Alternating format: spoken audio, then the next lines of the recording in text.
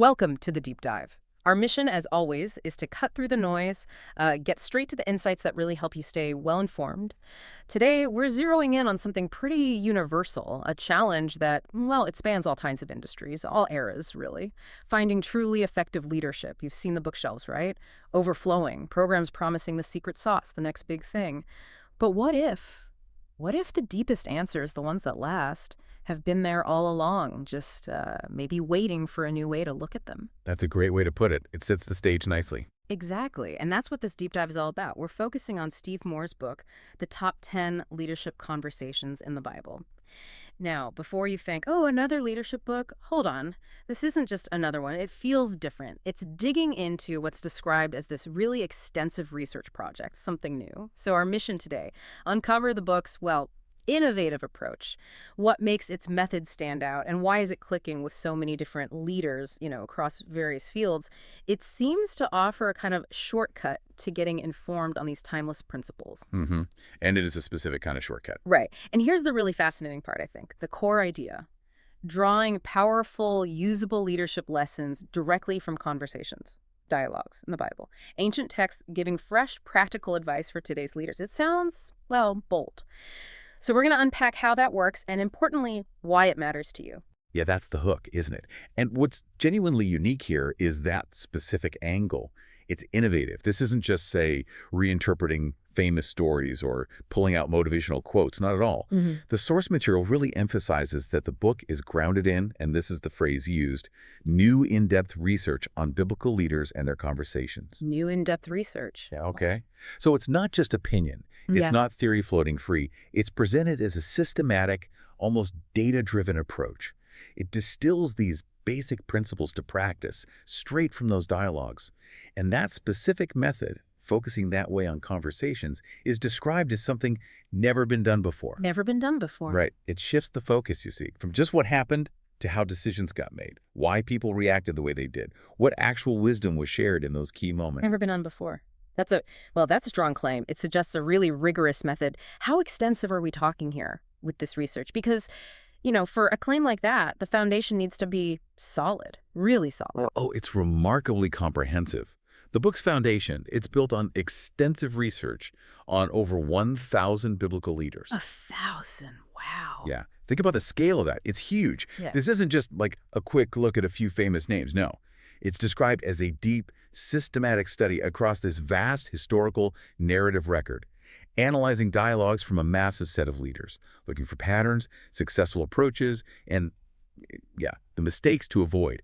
That sheer volume, that data set, it lends real weight to the principles they pull out. Over 1,000 leaders. That really is monumental, quite an undertaking. And the core innovation, like you said, is this sharp focus on the conversations, not just actions or big speeches. Why that specific angle? Why conversations, not, say, decisions or outcomes? What makes that the key? Well, think about leadership in general, right? Conversations are often. They're the crucible. It's where leadership really happens, dynamically, where intentions get revealed, strategies get debated, refined. It's where relationships are built or, sometimes broken. They're the real-time interactions that actually shape what happens next. The engine room almost. Exactly. And the book distills 10 important concepts that every one of us in leadership must consider directly from these dialogues. So, for instance, instead of just saying Moses led the Israelites out of Egypt, right?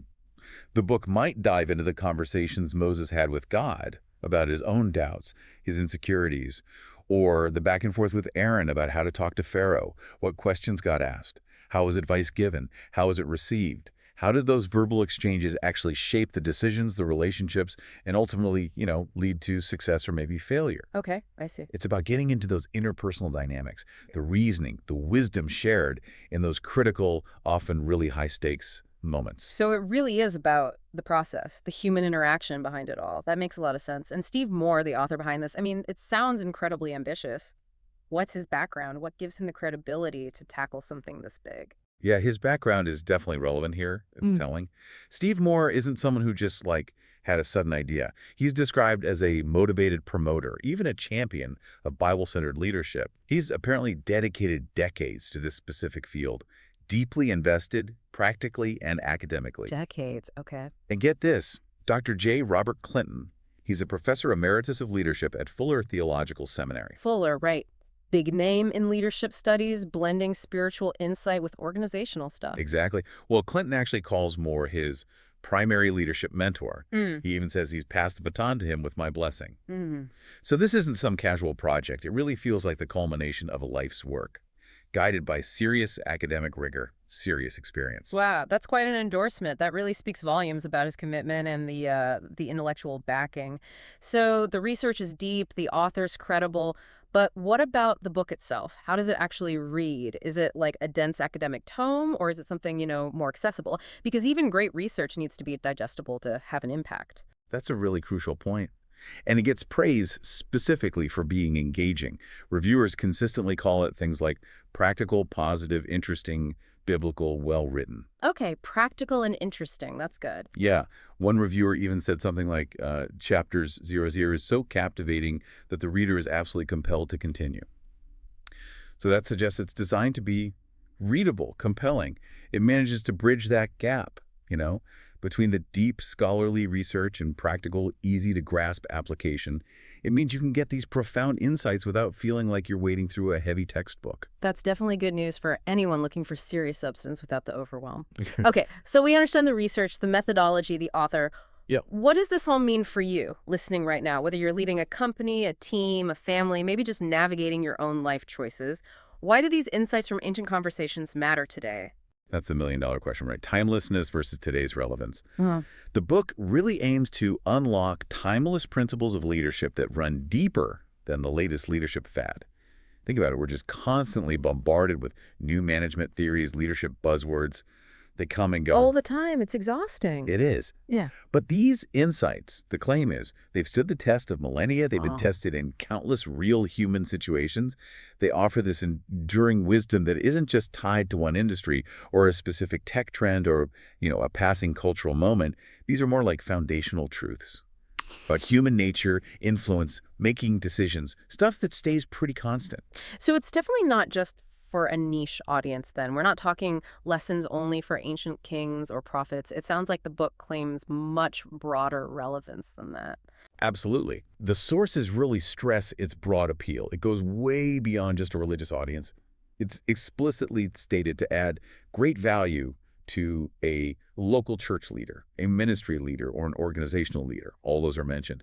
And it says it's for every Christian leader, from young beginner to seasoned veteran, and anyone stepping out in leadership or have many years under your belt. Okay, so very broad within that context. Yes, but the key takeaway for any listener, whatever your background, is that these narratives often function as fundamental human dramas. They explore these universal themes, right? Power, ethics, leading groups, conflict, human nature, themes that pop up in any leadership situation. So a principle that comes out of a conversation about, say, managing resources in an ancient community, Right. that can offer a really valuable perspective for a modern CEO dealing with supply chain headaches, for example. It's about the underlying human dynamics. That makes sense, that transferability of wisdom. Yeah. And it brings us to this core idea, Bible-centered leadership. For listeners who maybe aren't deeply familiar with theological texts, what does that actually mean here? And why is it seen as such a profound source of knowledge that could apply to anyone? Right. Bible-centered leadership, in this context, it seems rooted in this strong belief that, quote, everything valuable that we can learn about leadership has its roots in the Bible. So essentially it means using the stories, the dialogues, the ethical frameworks in the Bible as a primary systematic source for understanding leadership, both effective and ethical leadership. Okay, a systematic source. Yeah, think of it less like religious doctrine maybe, and more like a huge library of case studies, deeply human case studies. It's viewed as this comprehensive guide on how to lead well, ethically, drawing from a source many consider, well, foundational truth, but also just a rich tapestry of human experience. These stories, these conversations, they're packed with examples of casting vision, managing crises, delegating, resolving conflict, motivating people, handling power, building teams. All the core leadership challenges. Exactly. All the stuff leaders wrestle with today, just in different settings. That definitely gives it a robust, very human foundation. And it's not just a static book, right? I think I saw something about another layer, something that takes the learning even further. That's right. There's a really interesting companion resource. It definitely elevates the whole thing. The book is paired with a companion website, and this site features a searchable database. A searchable database. Okay, tell me more. Yeah. It adds this whole other dimension for like ongoing learning and practical use. Imagine you're wrestling with a specific challenge, maybe team motivation, maybe conflict resolution. Hmm. You could potentially use this database, search terms like encouragement or negotiation, and it would pull up relevant biblical conversations, the leadership principles derived from them, maybe extra insights. Ah, so you can target your learning. Precisely. It lets you dive deeper into the research, beyond just the 10 core chapters. Makes it dynamic, interactive. It's actually described as taking the research to a whole new level. That's a fantastic blend of ancient wisdom and modern tech. It makes it a living resource, not just a one-time read. And ultimately, it sounds like the goal isn't just information dump, but transformation. Is the book Mhm. designed to make you really think personally about your own leadership? Exactly right. It seems intentionally designed to make you stop and reflect on your own leadership. Hmm. It's not meant for passive reading. It's more like an invitation to engage with it critically, personally. The goal stated is to offer fresh insight, inspiring perspective, and profound leadership equipping. So, for example, it might show a conversation where a leader failed because they didn't listen well. Hmm. And that prompts you to think, how are my active listening skills in my team meetings? It really pushes for that personal growth, that deeper, more intentional understanding of your own journey as a leader, applying these big truths to your specific world. Okay, so as we wrap up this deep dive, summing it all up, what does Steve Moore's work ultimately offer us? What's the big picture? Well, this look into Moore's top 10 leadership conversations in the Bible, it really reveals, I think, a unique and pretty powerful approach. It's thoroughly researched, it's conversation focused, and it meticulously distills these timeless principles from a very ancient foundational source. Crucially, it's made accessible, Hmm. practical, for diverse leaders today. It moves beyond those fleeting trends to something potentially more enduring, more applicable wisdom. It's like a roadmap for understanding leadership through the lens of human interaction, dialogue that's, well, stood the test of time. A roadmap through dialogue. I like that. Our deep dive today really explored how looking at these conversations in historical texts can surface some profound leadership insights, insights you might apply anywhere. So, as you reflect on what we've talked about, here's something to consider. What are the significant conversations in your own life, or maybe in your work, your field? The ones that, if you really analyze them deeply, might reveal unexpected leadership principles, or maybe some actionable wisdom for your next steps. That's a great reflective question. Think about the dialogues you've seen, been part of, maybe even just overheard. The ones that really shifted things or revealed some deep truth. What wisdom might be hiding in plain sight within those exchanges? We encourage you to maybe explore seeking leadership wisdom from foundational texts, whatever they are for you, or perhaps just approach your own learning with a fresh perspective, always looking for the underlying conversation within the information you take in. Thanks for diving deep with us today.